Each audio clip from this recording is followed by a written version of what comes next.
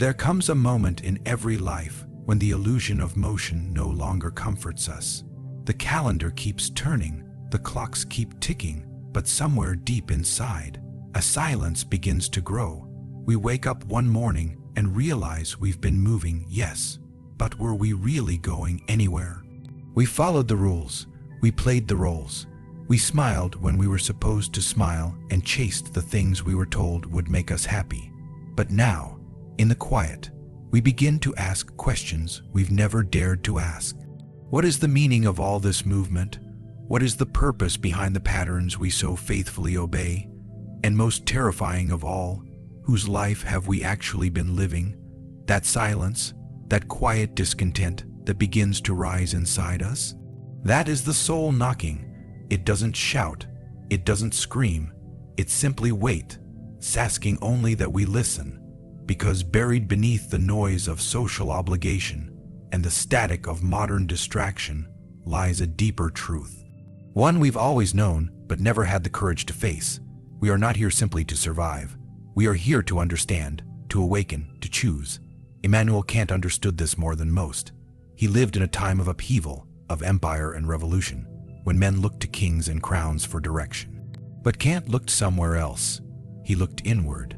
And in that sacred inward glance, he discovered a truth so powerful it would change the course of philosophy forever. That the truest law is not written in books or imposed by rulers.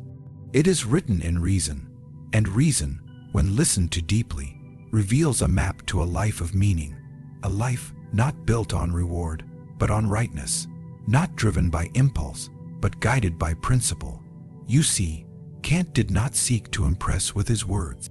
He sought to liberate, to free us not just from tyranny in the outer world, but from the more dangerous tyranny within, the tyranny of unexamined habits, of blind obedience, of ethical laziness. Because the most dangerous prison is not one made of iron bars. It is the prison of a life lived unconsciously. Think about it. How often do we act not because something is right, but because it's expected? How often do we go along not because we agree, but because it's easier? We trade our principles for popularity, our truth for convenience, our soul for silence, and each time we do, a piece of us fades. Not all at once, but slowly, almost invisibly, until one day we barely recognize the person in the mirror. That is not life, that is survival. And Kant believed that we are meant for more. He believed that each human being possesses a sacred dignity, not because of what we achieve, but because of what we are, rational, moral beings capable of self-governance, not puppets, not products of our surroundings, but authors of our own ethical story.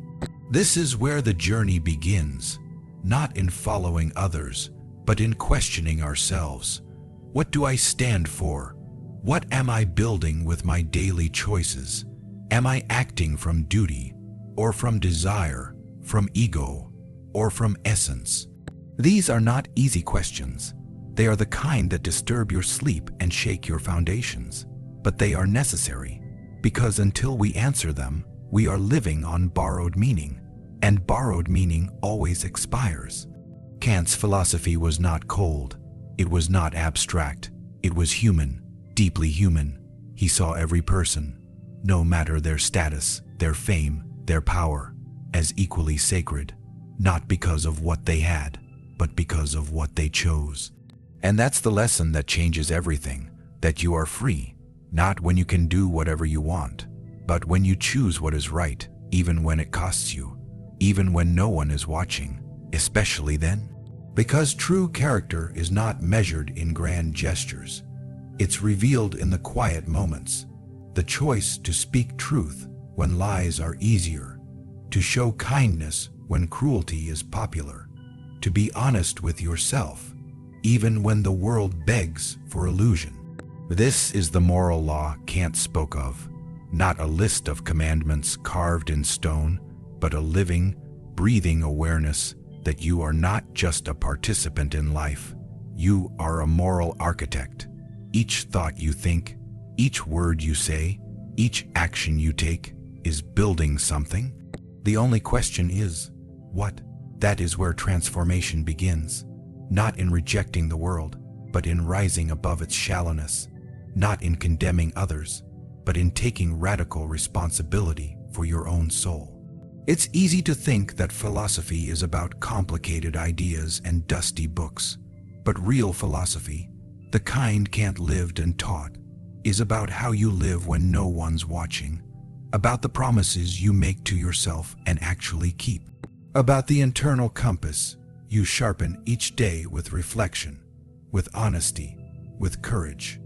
Because once you realize that your freedom lies not in doing what you want, but in doing what is worthy of you, you will never be the same.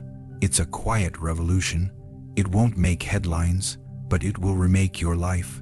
The next time you're faced with a decision, pause, ask yourself, if everyone in the world did what I am about to do, what kind of world would we be living in? That question alone can shift the course of your life, because it's not about being perfect. It's about being intentional, about stepping off the treadmill of reaction and walking, instead, the path of principle. Kant believed that every person carries within them a sacred flame, the capacity to choose, to reason, to grow. And though the world may try to snuff it out with comfort and conformity, you must protect it. Because that flame, it is your freedom, it is your integrity, it is your life. And once you begin to see through that lens, once you learn to live from that sacred inner law, there is no going back. Not because you can't, but because you wouldn't want to. What follows now is the path itself. The lessons Kant offers not as commandments, but as companions. Ideas that, when truly understood, will reshape how you see others, how you treat yourself, and how you walk through this world. We are all in some way builders, not of monuments or cathedrals, but of quiet, invisible empires our lives.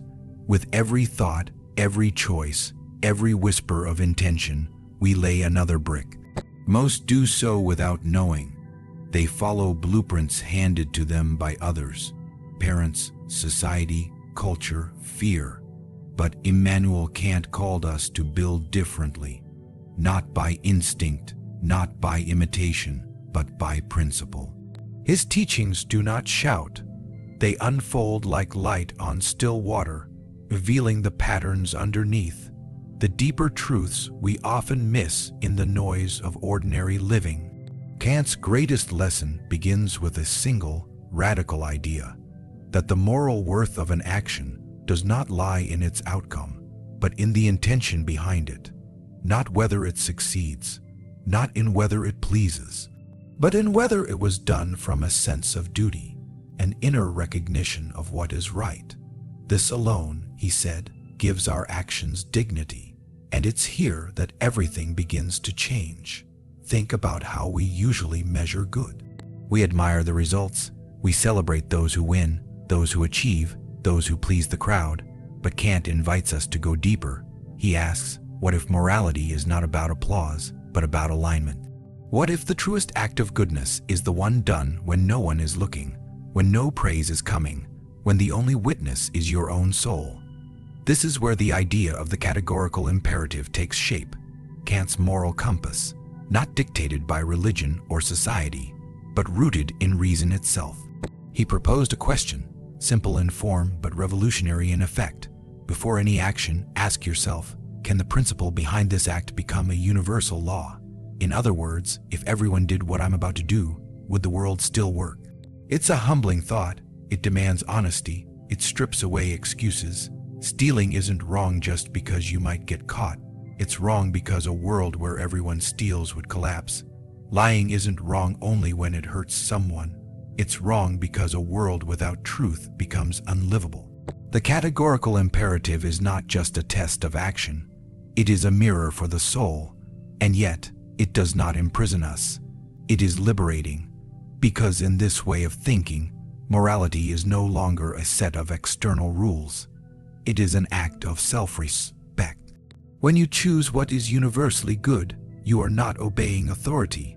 You are honoring your own rational nature. You are saying, I am more than appetite. I am more than impulse. I am capable of truth, and I will act accordingly. This is what it means to be truly human. It is easy to do what feels good. It is easy to chase approval. But these are the movements of the unexamined life. Kant asks us to rise higher, to live not as creatures of reaction, but as beings of reflection. To hold every choice up to the light and ask, is this who I want to be? This inner law, the one that whispers instead of commands, is the beginning of freedom, not the kind of freedom sold in advertisements or promised by indulgence, but the kind that shapes nations from within. Because a society built on convenience will crumble, but a society built on principle, that is something eternal. To live by Kant's teachings is to wake up in your own life. It is to stop outsourcing your ethics. It is to stop asking, what will they think? And start asking, what kind of world am I helping to create? And it's not always easy. It will ask something of you. It will cost you. But that cost is where the soul begins to grow. Consider this. Every time you do the right thing, even when it's hard, you expand. Every time you speak truth, even when it trembles in your throat, you align with something greater. Every time you choose dignity over dominance, kindness over control, patience over power, you reaffirm that your life is not accidental. It is authored, and Kant believed we are all authors of our character, of our communities, of our future. But authorship requires effort. It asks you to write with awareness.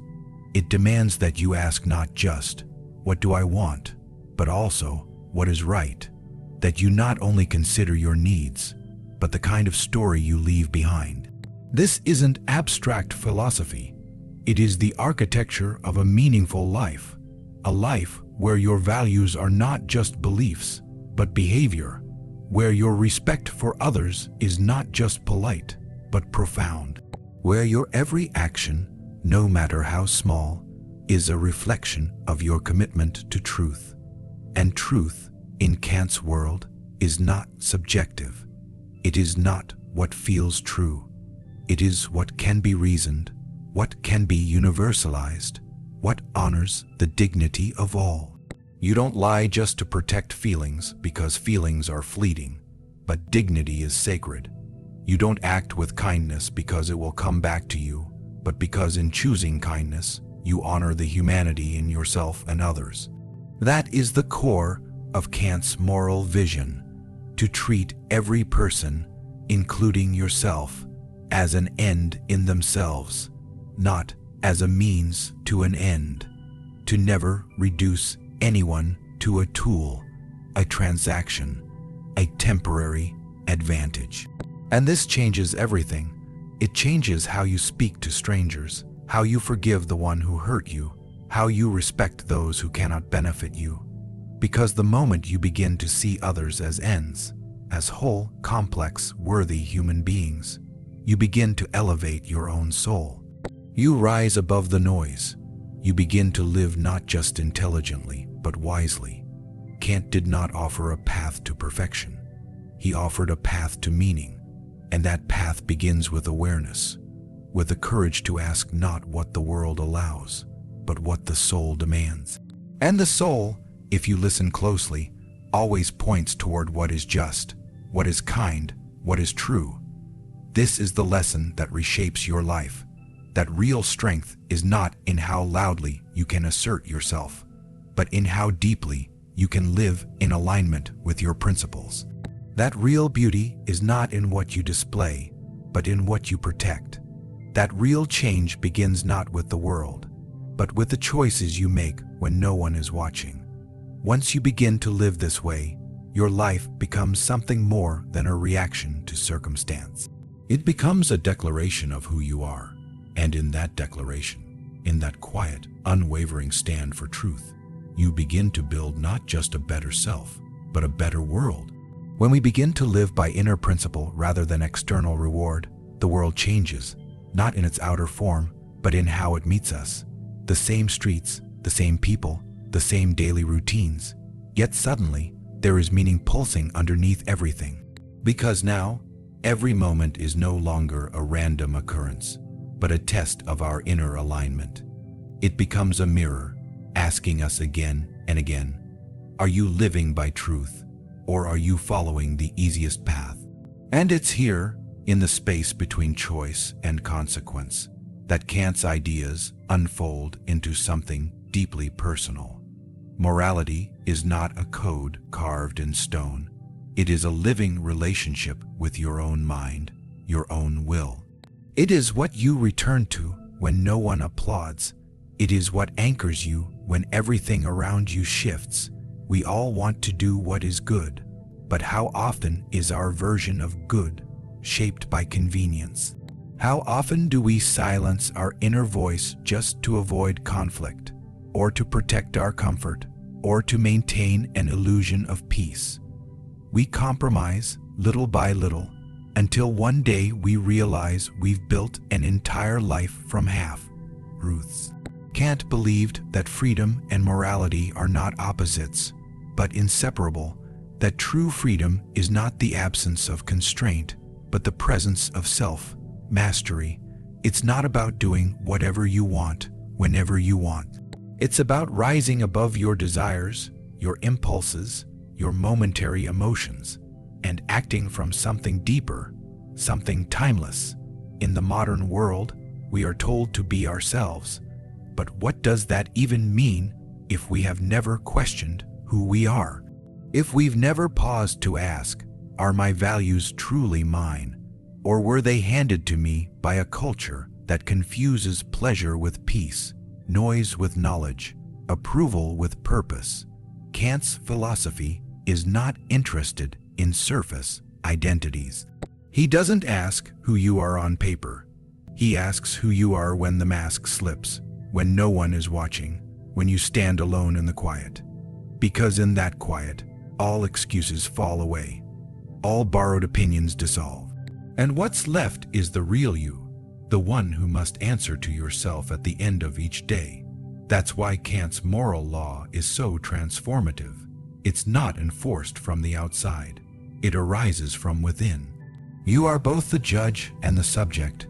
You are the architect of your own ethical existence. And that responsibility is not a burden. It's a privilege. To live this way is to carry a sacred weight. It is to know that your choices ripple outward far beyond what you can see. That when you act from principle, you are not just protecting your own integrity. You are lifting the moral fabric of the world around you. But this path is not glamorous. It will not always be celebrated. In fact, it may be misunderstood, because when you begin to live with clarity, you will no longer bend to fit the world. You will begin to reshape it. And the world, which often prefers comfort to conscience, will resist. You will face situations where doing the right thing is not the easiest thing, where telling the truth costs you the approval of those you love, where acting with kindness is mistaken for weakness, where standing alone in your values feels lonelier than silence. But in those moments, something remarkable happens. You begin to feel something that no praise, no applause, no external reward can give you. You begin to feel self-respect, the quiet, unwavering knowing that you acted in accordance with your soul, that you did not betray yourself for anything. That is the beginning of inner peace, not the kind of peace that comes from avoiding conflict, but the kind that comes from facing it and choosing to remain whole. Not the kind of peace that comes from controlling outcomes, but the kind that comes from controlling your response. Not the kind of peace that fades with circumstance, but the kind that deepens with every choice made in truth. This is how Kant's philosophy becomes not just a system of thought, but a way of being, a compass in the fog, a steady hand when emotion threatens to overwhelm, a reminder that you are not here to chase popularity, but to embody principle, that you are not here to be perfect, but to be real, to be honest, to be courageous, because courage in its highest form is not the absence of fear, it is the presence of conviction. It is the refusal to betray your moral compass, even when the world offers you every reason to look the other way.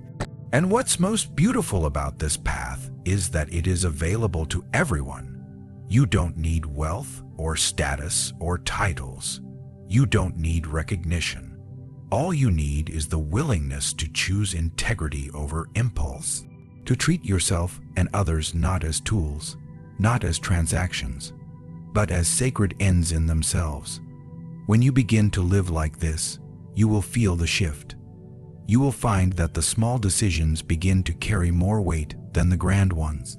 That the way you speak to a stranger matters just as much as the way you speak to those you love. That integrity is not a single act. It is a practice, a quiet discipline, a lifelong dialogue between who you are and who you are becoming. And slowly, without even realizing it, your life begins to change shape. Not because the world becomes easier, but because your inner world becomes stronger. You start to trust yourself, not because you always get it right, but because you always try to act from what is right. You become someone others can rely on, not for perfection, but for presence, for honesty, for moral clarity. And that clarity becomes your gift to the world. In a time when truth is often distorted, when noise drowns out wisdom, and when distraction numbs the soul, your integrity becomes a quiet light, one that doesn't demand attention, but one that invites others to remember who they are. This is the reflection Kant offers us, not in sermons or slogans, but in a call to return to the sacred within, to live not according to trends or fears, but according to the quiet voice of reason that knows when we are aligned and when we are not. And once you begin to hear that voice, you can never unhear it. Once you begin to live from that place, you will never be the same. And so, when you begin to live this way, when your choices are no longer ruled by consequence, but guided by conscience, you begin to feel the quiet strength of becoming whole. Not perfect, not untouchable, but whole. You are no longer scattered between your desires and your doubts. You are no longer pulled by every passing opinion.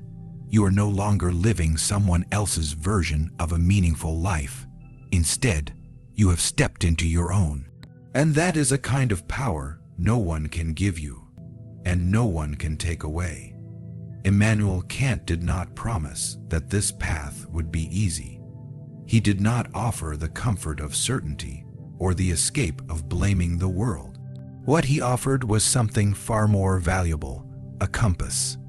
A compass that doesn't point north or south, but inward, toward the law of your own reason, toward the dignity of being human, toward the sacred act of choosing what is right even when it costs you. And the truth is, this compass is not new. You were born with it. We all are. That deep knowing, that inner whisper, the quiet voice that says this is right, even when no one else agrees, that is the moral law within. The same law Kant spoke of with such reverence. It does not raise its voice, but it never stops speaking. Yet we spend much of our lives trying to silence it, because to listen is to change. To follow it is to step away from the crowd. To obey, it is to take full responsibility, not just for what we do, but for who we become. And that's where true transformation begins. Not in reading Kant, not in memorizing his words, but in applying his wisdom to the smallest moments of daily life. The way you speak, the promises you keep, the patience you offer, the temptations you resist. These are the moments where philosophy becomes flesh, where wisdom stops being a theory and starts becoming who you are. Because the real lesson is this: life is not asking you to be flawless. It's asking you to be intentional, to live with your eyes open, to question not just what you do, but why you do it, to resist the drift into unconsciousness. And most of all, to treat yourself and others not as tools to be used, but as souls to be honored. That is the heart of Kant's legacy, not just ethical formulas or logical systems, but the radical idea that every human being holds within them a light, and that the true purpose of life is to let that light guide our path. We live in a time of great noise, a time when virtue is often performative, when success is confused with worth, when visibility is mistaken for value. But Kant's voice cuts through the noise, not with charisma, but with clarity, not with judgment, but with reason. He reminds us that character is not forged in moments of ease, but in moments of choice. When you feel the pull of impulse, choose restraint. When the easy road is right in front of you, but you take the one that honors your values. When silence would be safer, but you speak truth because dignity matters more than comfort.